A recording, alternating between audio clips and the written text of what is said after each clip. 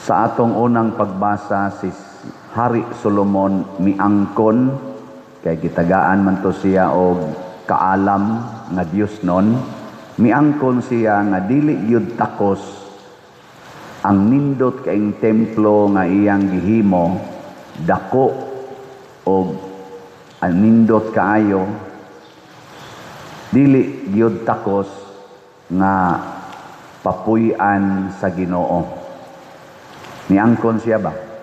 Ingon siya, di man gani makaigo ang tibuok langit sa imong presensya, unsa na kaning gamayng templo nga ni aras kalibutan. Mao to nga nihangyo siya nga bisan dili takos Ginoo, hinaot unta nga maluoy kanako, mupuyo unta ka aning maong templo o maminaw unta ka sa among mga pangaliya o sa among presensya. Kining atong templong gibuhat, kining simbahan sa inyong paminaw, angayan kaning puy-a Ginoo? Kini ba? Kinirong atong templo. Angayan? Gubaon magani itong bangko.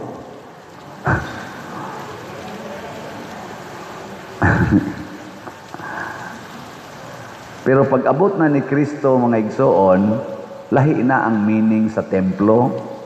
Niingon na ang Ginoo, asa man ko puyo, dili ang akong puy-anan, mao ang templo nga makita. Kaya ang akong puy-anan, mao ang inyong kasing-kasing. Ug mao na nga niingon na si San Pablo, ang atong lawas mao ang templo sa Dios. So ang sakto di ay nga atong andamon nga angayang puy-a Ginoo, ang ato di ay kasing-kasing. Lingi ay mong tupad ing na nagpuyo ang Ginoo diha nimo. Yeah. Na nagpuyo. Unsa may pipila ka mga timaan nga ang Ginoo ni puyo na nato.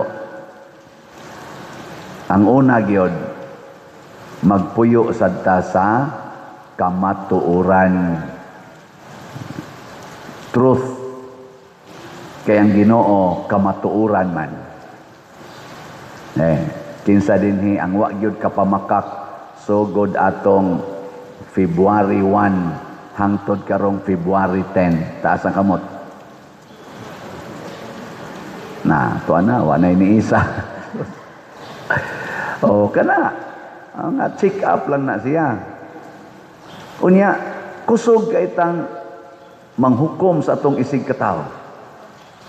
Kusog ka itang manulisok sa atong isig katao. Nakita di ay utro man sa di ay itang bakakon. Unsaon pag hukom sa usa ka bakakon nga sad-an ang iyang isig katao, labi na gyud kun ang sala nga iyang ihukom nga namakak ang iyang isig katao.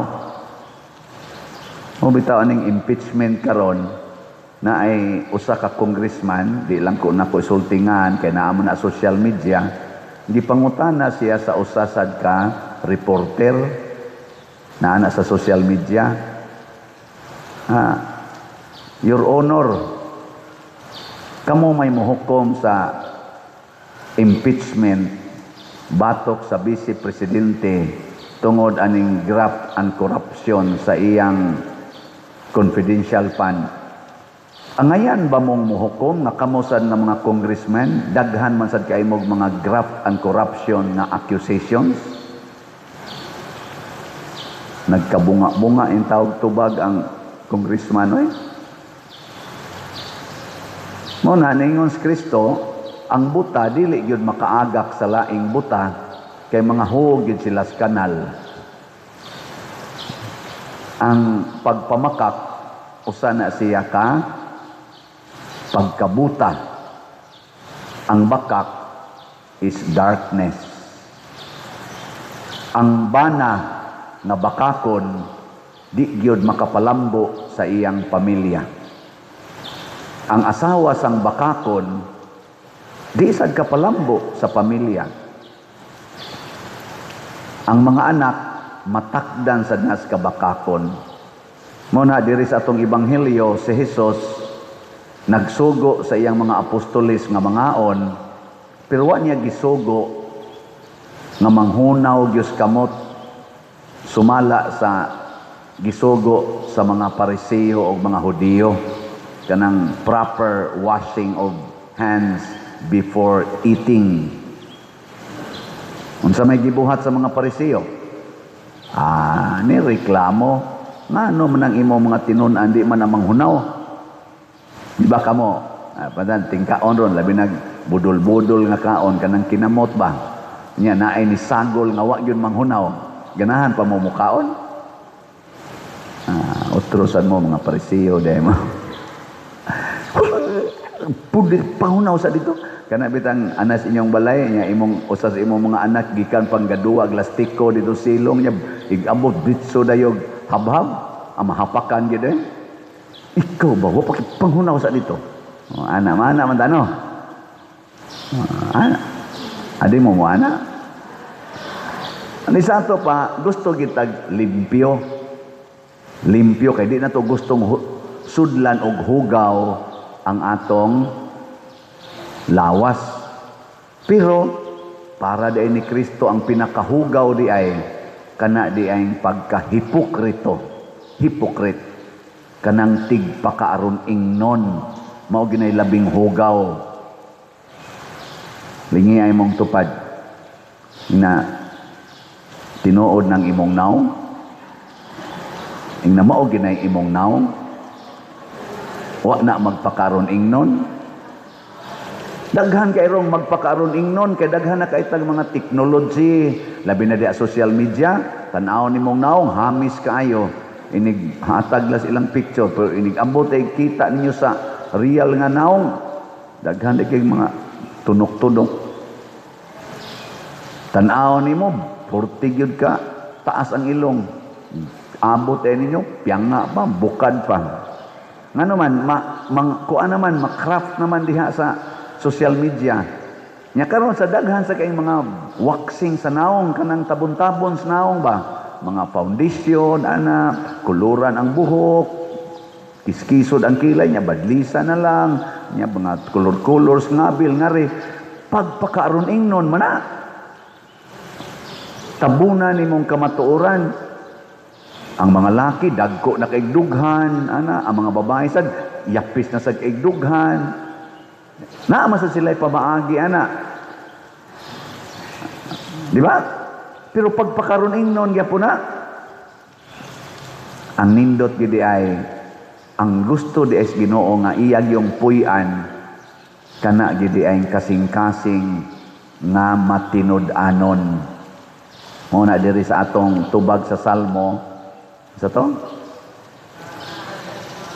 Pagkahiligog maon. Mong balay, puloy-anan, Ginoong Dios, gamhanan Dios. Ang sa in English, naman ay nindot kayong kanta, how lovely is your dwelling place, O Lord our God, mighty God. No? Nindot kay puyan ang balay sa Ginoo, kay nga naman, balay manggod sa kamatuoran. Nyag magpuyo nagitas kamatuoran, musunod dayon ang kalipay. Pero magpuyo ganitas pamakak pagpakaron ingnon, mahimo gid tang gubot o burdened sa atong kinabuhi. Bugat ba? Muna nga niingos Kristo, inyo manggong gihimong balaod sa Dios, ang balaod sa tao. Nawa? Ang nindot unta to, balihon. Himo ang balaod sa tao, ang balaod sa Dios. Kita ang atong gibuhat karon kasagaran, labi na sa atong gobyerno. Ang balaod sa tao, mao nay balaod sa Dios. Mao nay ato rong gibuhat. O kung mao na nay atong buhaton, impas kita. Mananglitan, kanang pagpangawat, unsa may balaod sa Dios. pagpangawat. Unsay balaod sa Dios nga gamiton niya para sa kawatan. Ang sa ato, naiuban gani, putlang kamot. Naiuban, og dako jud kayong kawat, bitaya, patiyang, aron di na nakapangawat. Mo na balaod sa tao. Unsa may balaod ni Kristo ang iyang gisulti, bahin anang kawatan nga madakpan. Wa gyud kay bawon na nagtutok lang. Niingon si Kristo, kung dunay mukawat sa inyong butang, ayaw na kinig bawia. Ihatag sa kawatan ang iyang gikawat. Haya-haya, no? Unsa man, kaya o dili? Kaya nimo o dili? Ito na, nanubag ng mga buangon. Musupak kita. Kaya nga itong balaod nga ang kawatan, kinahanglan yung ipanis, ato man ginang i-impose. Kaya ganahan magitaana. Balaod na sa tao. Pero ang balaod sa Ginoo, kung dunay mo kawat sa imong butang, ayaw na kinig bawian. Nga naman, naamagod siya gaunang sugo, aron mo makasod sa akong gingharian, biyai ang tanan, ibaligya ang tanan, ug ang halin ihatag ngadto sa mga kabos. Nya kadtong nikawat, kabos man to, kabos sa to nangawat gyud siya kay kuwang pa, ihatag lang. Ikaw niya ako'y mahutdan Lord, mao manay akong final requirement para makasud mo sa langit. Wa man ko magkinahanglan anang inyong kwarta, kanang mga yuta, kanang mga balay, sakyanan. Wa ko magkinahanglan ana para makasud mo sa akong lovely dwelling place. Ang akong gikinahanglan maura gid ang limpyong kasing-kasing. Karon mo matter na. Musubay gani kag balaod, do na ginay sangkuan. Asa man ka gusto mo sangko? Sa menteryo o sa langit? Asa man gusto ni mo ron? Kutob ra ka sa menteryo o langit?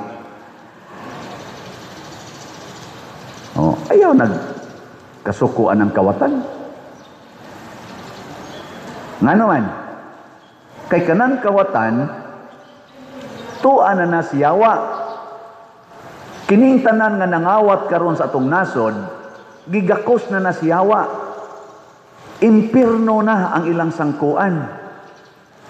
Kay kanang sala sa pagpangawat, purting dakua na. Dili imo imong kwaon mo, bitan niingon sa atong napo kasugo, ayaw pangawat. Inigsupak ni mo ana, paduong na ka sa impirno. Nya ikaw magikawatan, masuko ka niya, unsa may mahitabo? Maimpirno sa ka.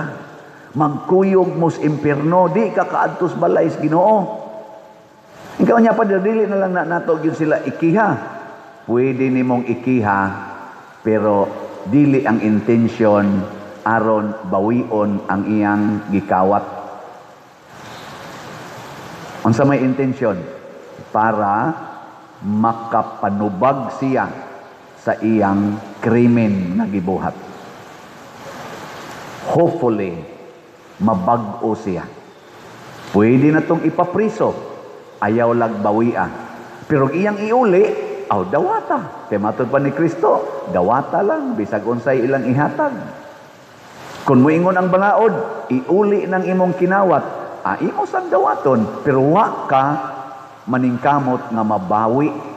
Ang balaod na maoy ni sulti nga iuli na. Og mutuman siya, okay siya. Ikaw sad, okay, total, ikadawat na ko ani, ipanghatag raman sa dinako. Kay ang balaod, mas Ginoo mo'y akong sundon. Anak rana mga igsoon, anong wa manggid mo kauyon? Wala magkatawa ko ani karong impeachment. Magkatawa ko. Sukad ko na tao, hangtod karon pa ko kasuway, ambot ka kamo, nga ang atog yung first two top officials, elected officials sa nasod, gipailan og impeachment. Karon pa ko kasuway. Kamo, kasuway na mo? Last year, ang Vice Presidente, upat ka impeachment, petition sa impeachment ang gifile niya last year. Karong tuiga, ang Presidente gipailan sa tulo ka impeachment. Usay gidawat, unya na absuelto na sa kaning Congress kay lack of substance, insufficient substance. Nawa na, ikyas ng Presidente. Karon ana say tulo ka impeachment nga gifile sa Vice Presidente. Nya, murarabag mulahos gyud ngadto sa Senate. Makonbikto gyud siya, ma-impeach gyud siya sa Congress. Kay og ma-impeach na sa Congress, mudagan man din ang ngadto sa Senate para sa final judgment. Last year, nakaabot yun sa Senate, gibabagan lang sa Supreme Court kay unconstitutional ang process. Karon, ilan na ginang ipahaom. Ang mangutana ko ninyo, kamo sa mga online parishioners, nining duha ka mga gipailan og impeachment, presidente o vice presidente sa atong nasod karon, kinsa Manila ang angayan yung ma-impeach? Ang presidente o ang vice presidente? Or none of the above? Okay, piliin ninyo ang tulo. Inyong tubag, kinsay angayan nga i-impeach? Presidente, vice presidente, o none of the above?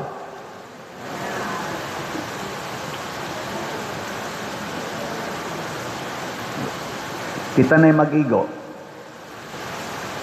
Ang grounds for impeachment sa atong 1987 Constitution, o wapa mo kay Bao, ato laning i-review, violation of the Constitution.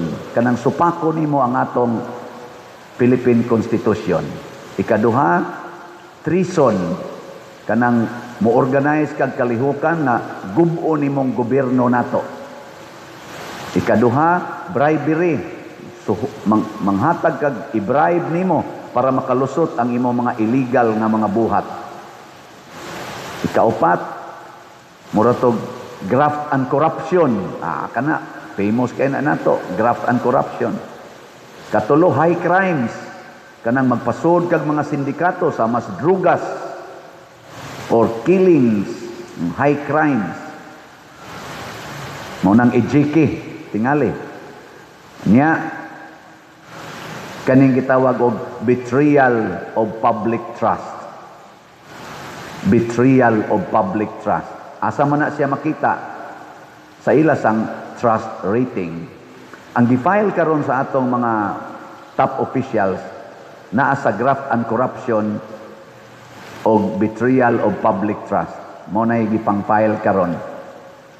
Kinsa may mas corrupt, ang presidente o ang vice presidente or none of the above? Kinsa Manila ang nagbetray sa public trust? Ang presidente, vice presidente, or none of the above? Sa graft and corruption, ang ayan yung dunay ma-impeach nila. Nga naman, rampant ang atong graft and corruption karon. Ang ayan yun nga na ma-impeach nila. Ambot o kinsa ka nilang duha. Sa betrayal of public trust, para nako, anhata mo base sa kaning survey sa trust rating.